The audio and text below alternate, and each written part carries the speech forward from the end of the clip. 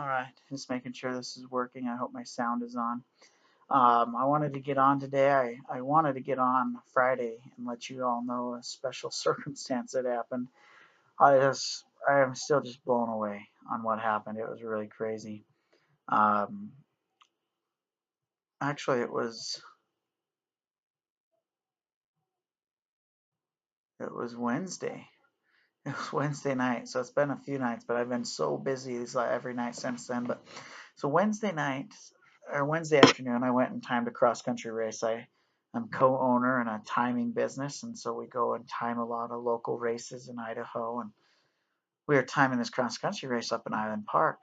And on our way home, before we went to go home, me and my father-in-law decided to go for a little bike ride and up in Island Park. And on the way home, we were about halfway home, and all of a sudden, my father-in-law, who was driving, looked in his rearview mirror and said, "Oh my gosh, there was just an accident. A car just rolled 3 times." So he's like, "We better go make sure everything's okay." He loves going and helping people, and he's so good. He's got a good heart about it. So we turned around, we went across the median, and drove back up to where the accident was. We parked on the side of the road and ran up to the car. Well, before I looked at the car, I got to admit I was a little nervous. I was like, "Man, how bad this car looks, I'm gonna, is everybody gonna be okay?" So on my way up there, I hear this music. I'm like, "What is that music coming from?" And I was looking on the ground and I find a cell phone. So I thought it was a ringtone and somebody was calling them. And so I picked up the phone and I hit the home button on the front, and all of a sudden everything on the screen was in Chinese. I was like, "What the? Why? That's weird. Why is they're listening to Chinese music? Everything on here is in Chinese." I was like, "Wow, this is really weird." So I look up at the car, which I'd kind of been somewhat avoiding because I'm a little nervous about that kind of thing. And there were 6 passengers, and every single one of them was a Chinese person. So there were 6 Chinese people in this little SUV. And I was like, "Whoa, it's crazy." So I go up and hand him a phone. And by this time, there's multiple cars that have stopped. A law enforcement guy had stopped by, and he's radioing in an ambulance to get some help. And my father-in-law is like, "Where are you guys from? Where are you from? Where are you from?" And they all start saying, "China, China. We from China." And so my father-in-law just got this huge smile. He's like, "Well, you're in luck. This guy speaks Chinese." And so everybody, the law enforcement, when the paramedics showed up, all the volunteers, I was getting pulled left and right, left and right. They're like, "Hey, translator, get over here. Come over here. What are they saying? Come here. Come talk to me. Hey, come tell them they need to sit down. Hey, tell them not to worry about their stuff." And I mean, I was getting pulled over left and right, just saying, "Hey, come help them. Come help them." It was a really crazy night, and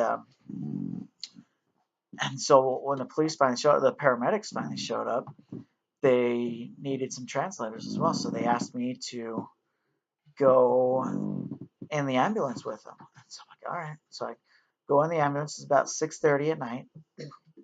I get in the ambulance and I'm driving, driving to the hospital with them. And the hospital is only about 10 minutes from my house, so wasn't too worried about that. And they're asking me like, "Hey, ask how old they are. What city are they from? They need to sign like where were they sitting in the car?" There's most of them like there's two people.